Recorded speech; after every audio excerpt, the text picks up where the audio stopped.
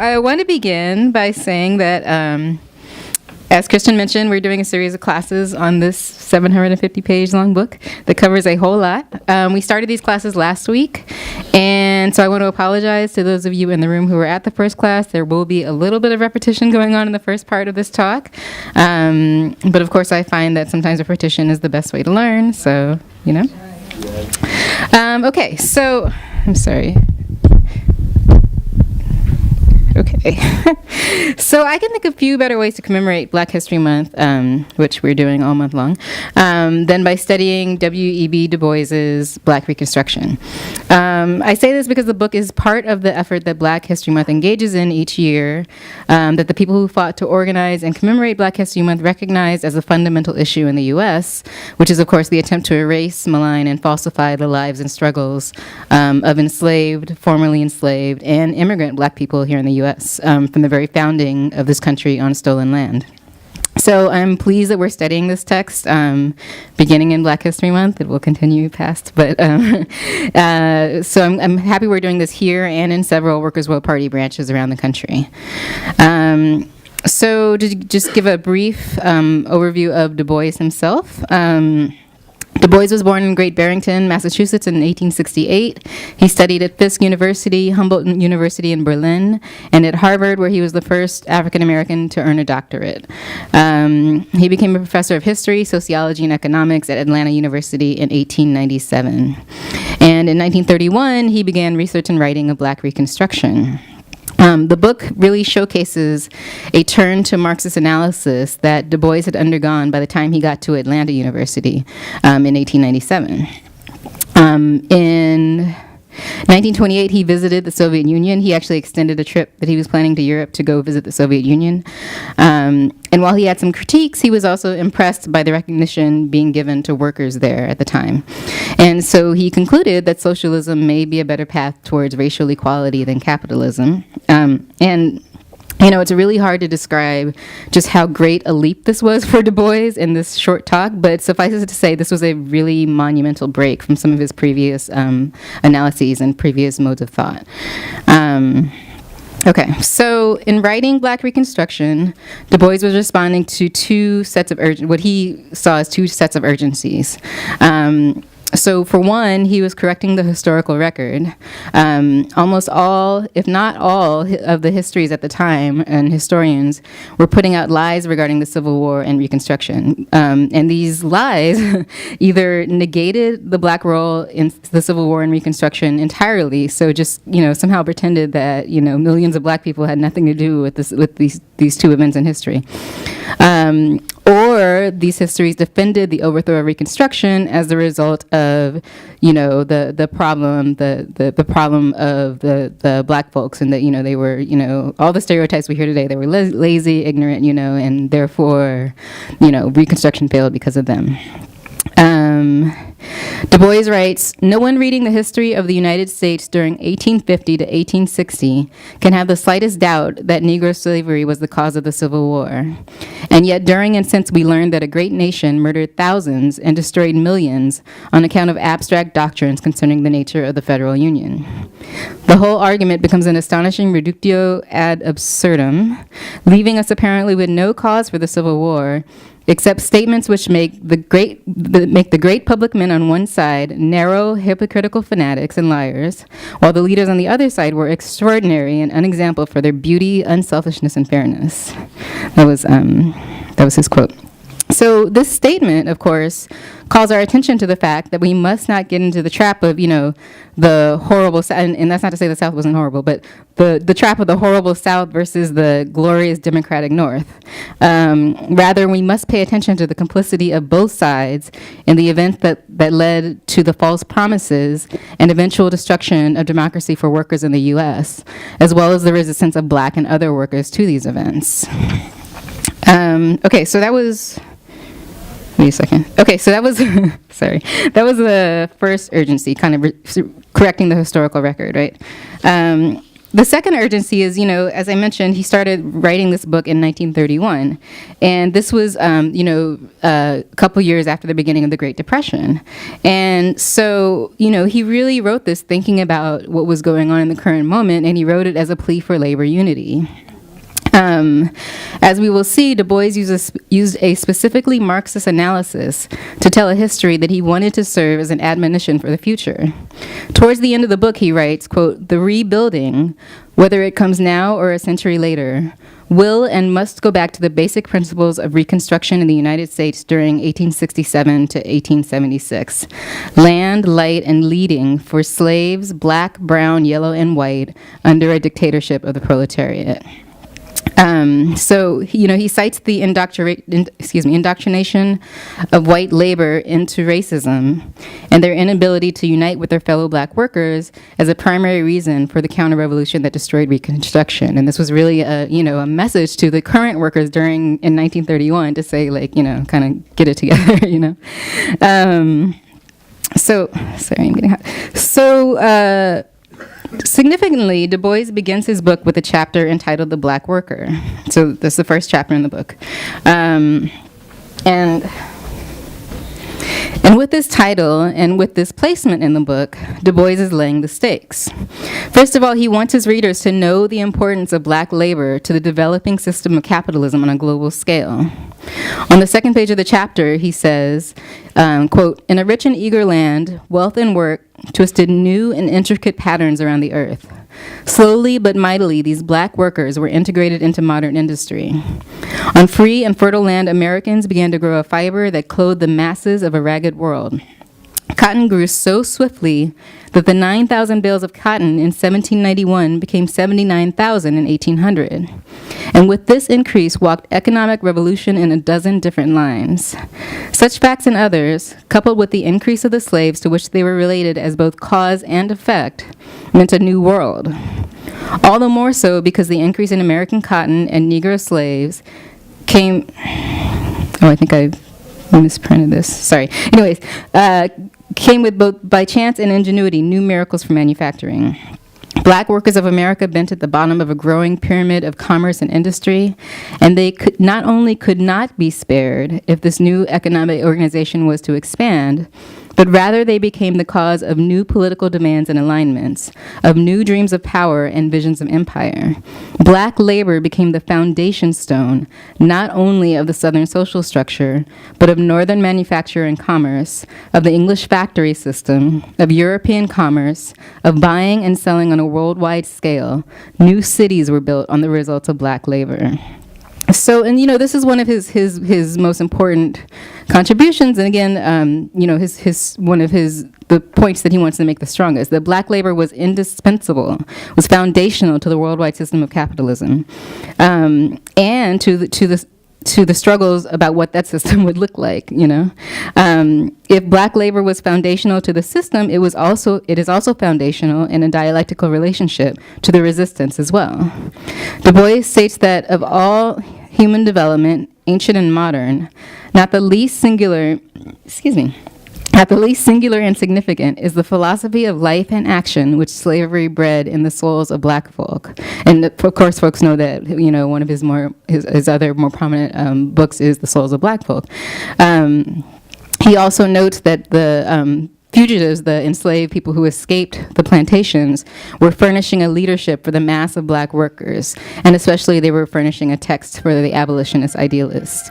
Can you pass me a water, please? Thank you. Sorry, it's a lot. Okay. So next, Du Bois discusses the poor white of the South. He breaks, the first three chapters are on the three kind of players in the South, which is the black worker, the poor white, and the planter. So the next chapter is about the poor white of the South, who he says was used as a special police force to create in the South an armed and commissioned camp to keep Negroes in slavery and to kill the black rebel. He notes the presence of poor whites as the difference between slavery in the U.S. versus the West Indies, where European migration typically consisted of individual planters rather than planters and white workers. Insurrections are more easily put down in the U.S. because insurrections were more easily put down in the U.S. because it was not just the small planter class against the enslaved, but the small planter class with white labor as its enforcers. Now, if we understand that Du Bois's book is one arguing for labor unity, we can understand his attempt to understand, well, that's a lot of understands, to understand the division between black and white in the South. How and why were poor whites able to be used this way? Well, Du Bois notes that, quote, the new labor that came to the United States, while it was poor, used to oppression, and accustomed to a low standard of living, was not willing, after it reached America, to regard itself as a permanent laboring class. The more energetic and thrifty among the immigrants caught the prevalent American idea that here labor could become emancipated from the necessities of continuous toil, and that an increasing proportion could join the class of exploiters, that is, of those who make their income chiefly by profit derived through the hiring of labor. It's what Du Bois called the American assumption, and what we might think of in today's terms as the American dream. In pursuit of the American dream, the height of which, after all, is to become a capitalist exploiter, these poor white workers in the South allied with the planter in the hopes of ultimately becoming one. This is Du Bois's analysis. In contrast, Du Bois notes that, quote, the black worker was the ultimate exploited, had neither wish nor power to escape from the labor status in order to directly exploit other laborers, or indirectly by alliance with capital to share in their exploitation. So, they had essentially nothing to lose in this situation. They were the ultimate exploited. These divisions between the black worker and the poor white worker resulted in, according to Du Bois, two labor movements, one seeking the abolition of slavery, the other focused on bettering the condition of white workers. And each, Du Bois notes, either ignored or was unsympathetic to the other.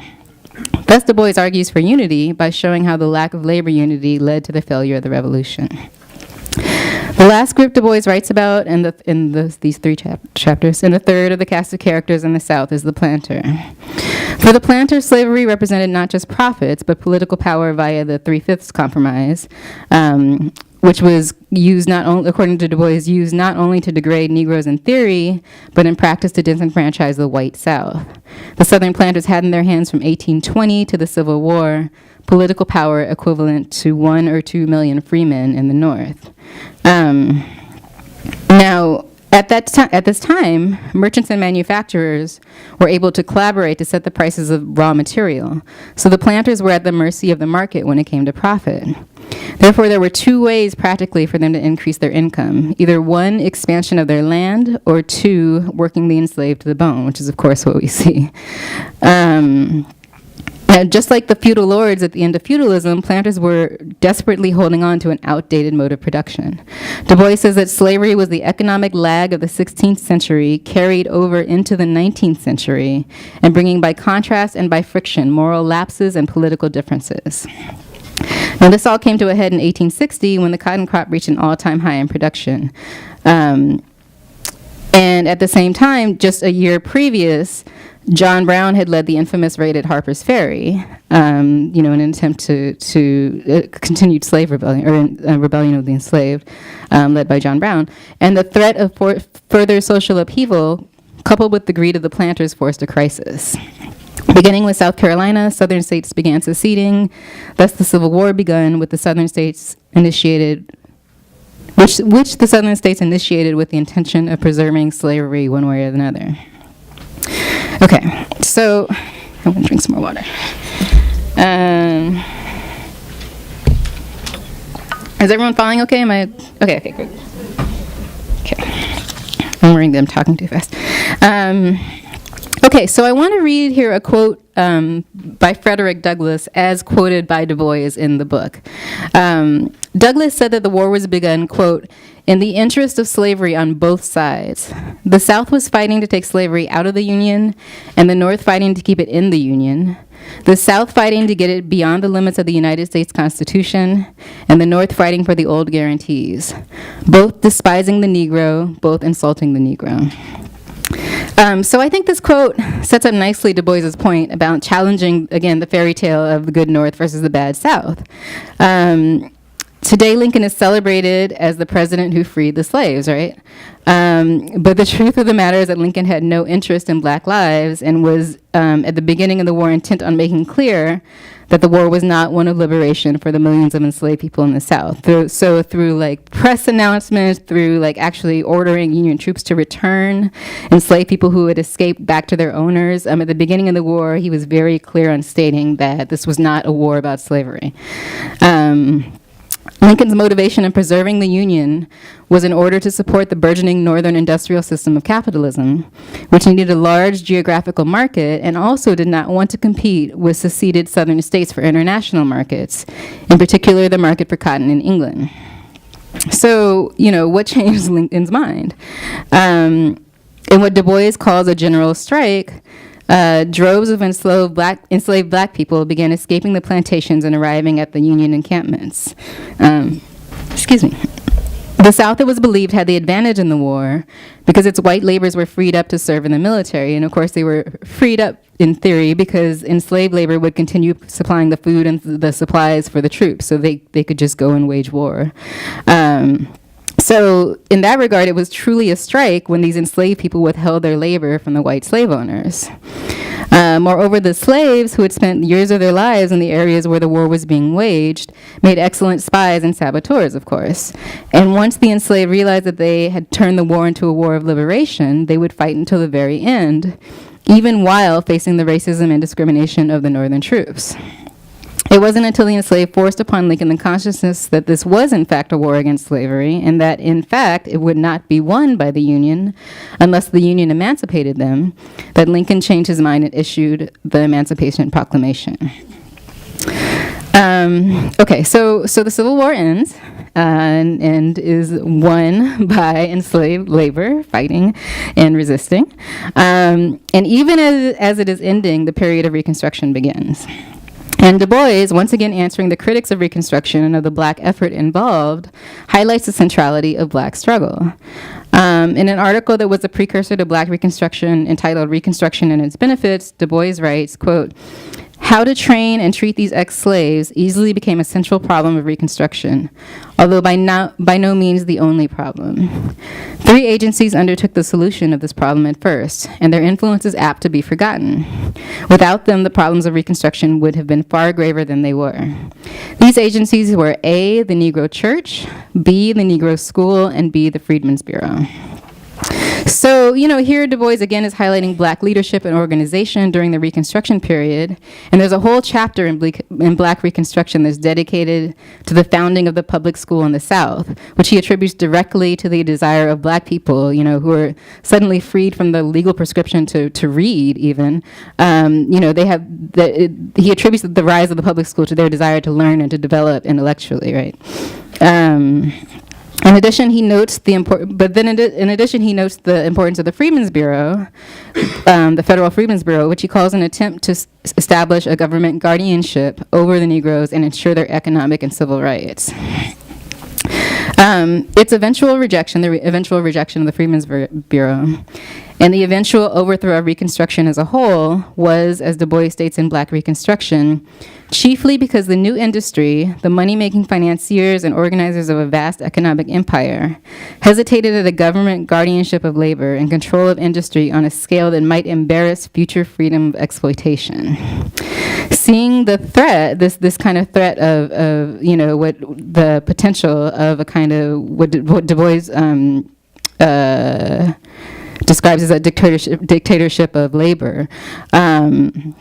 Seeing this threat, Northern and Southern labor shook hands, and the federal government, which had been, supplying troops to protect, to protect black people in the South, during this Reconstruction period, they pulled the troops out, leaving black people defenseless, and allowing the rise of, groups, right, of the Klan and of all kinds of, all the terror and violence that came from that was directly a result of, labor, of the North retreating and allowing these things to happen, right?